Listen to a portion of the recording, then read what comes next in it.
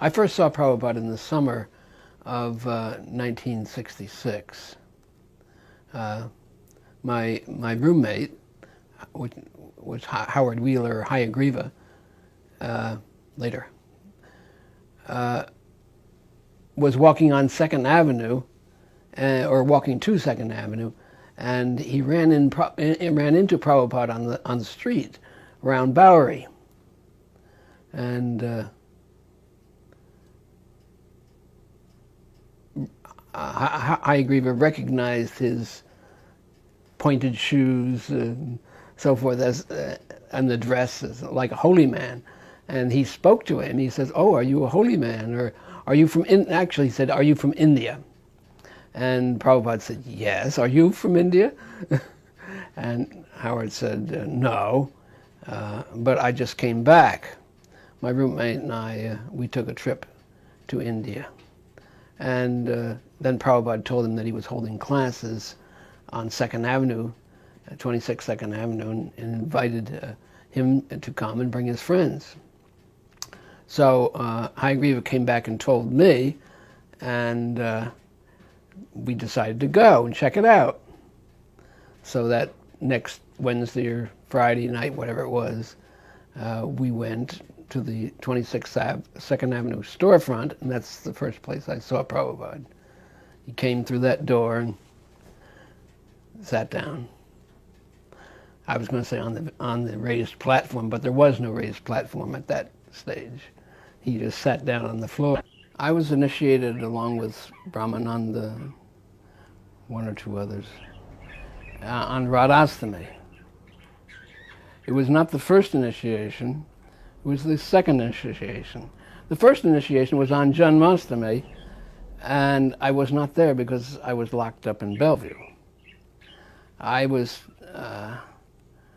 trying to do something for Prabhupada by getting him some income. I told him, well, a lot of my friends are collecting money from welfare. They just tell them they're not able to work. They're mentally having difficulty. So I went up to Bellevue. The difference was I didn't look exactly like a hippie. I had a shaved head, a sika, and wore a dhoti, and they took one look at me at Bellevue and they said, "Oh, just sign here." They locked me up. Prabhupada, I used to talk to Prabhupada on the phone every day, and once he said, "I'm simply crying to Krishna, how have I lost this boy?" Prabhupada was so loving.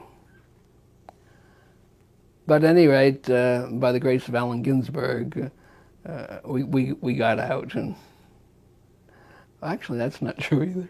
Allen Ginsberg sent us another psychiatrist, a big known psychiatrist. He said there was nothing wrong with me, that I was simply practicing Vaishnavism, religious sect of India. But that the doctors at Bellevue wouldn't accept that. So I said, what do I have to do to get out of here? They said, well, best chance of getting out of here is get your family to sign you out. So I called up my family and I said, look, I've seen the light. I want to be a Christian. Just get me out of here. So they came and signed me out. And at the first light, I jumped out of the car. Ran back to Prabhupada. How did he greet you? Oh, he got up and put his arms around me, and he was very affectionate. When I met Prabhupada in Calcutta,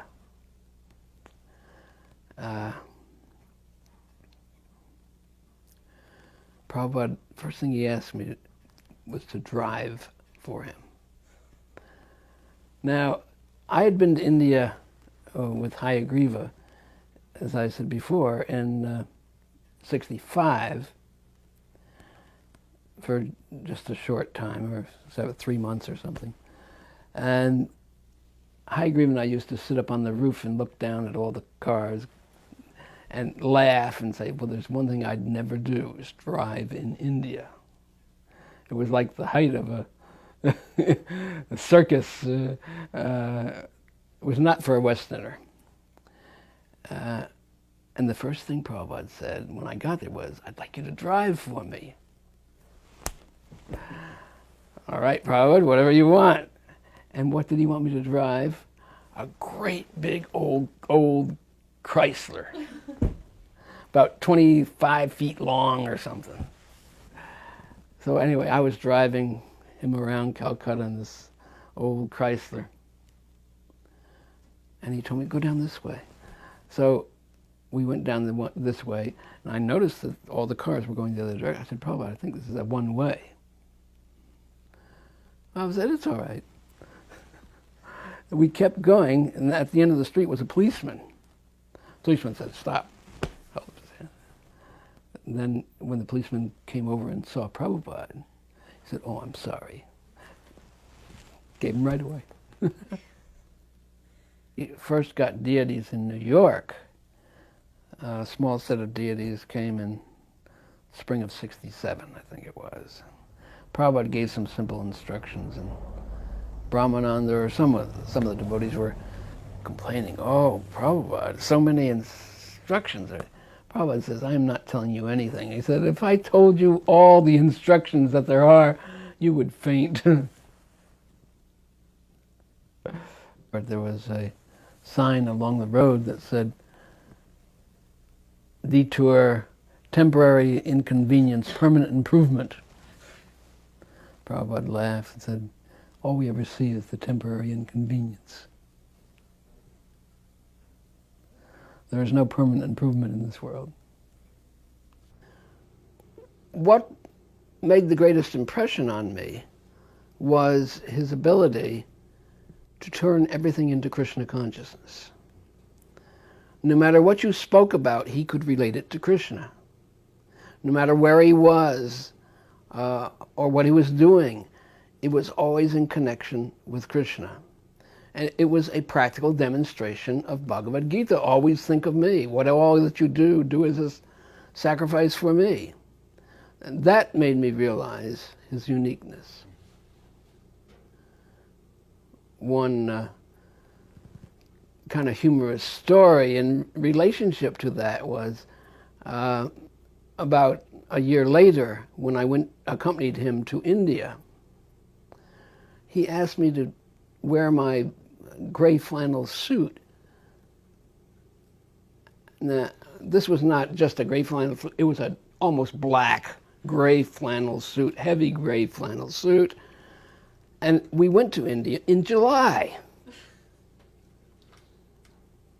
When I got off the airplane in Delhi, it was like being hit by a ton of bricks. The air was so heavily hot. And here I was in a gray flannel suit. And not only did he have me wear it on the airplane, but there in India, when any time we went to visit an ashram or his godbrother or something, he would say, wear your suit. I mean, he had no consideration that this would be very uncomfortable. It was simply that it was advantageous for Krishna. And he's right in that way. We should overlook bodily comfort and discomfort in order to serve Krishna. That is our only criteria for anything. How does it serve Krishna? Yes, I got a danda, of course, and Prabhupada said, you are now Tridandi Goswami, Kirtananada Swami. And Tridandi, we are Tridandi sannyasis. And that means three. But I said, Prabhupada, there are four. There are four rods in here. What's the fourth one? Prabhupada scratched his head and said, I'll have to consult higher authority. So in a day or so he came back and said, the three stand for body, mind, and soul. And the fourth is jiva. We add an extra for jiva because jiva is always distinct. We never merge. So he was always fighting the Mayavads.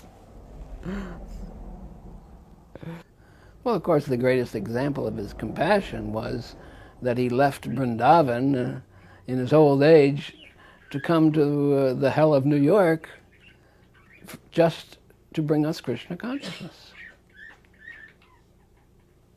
That's compassion.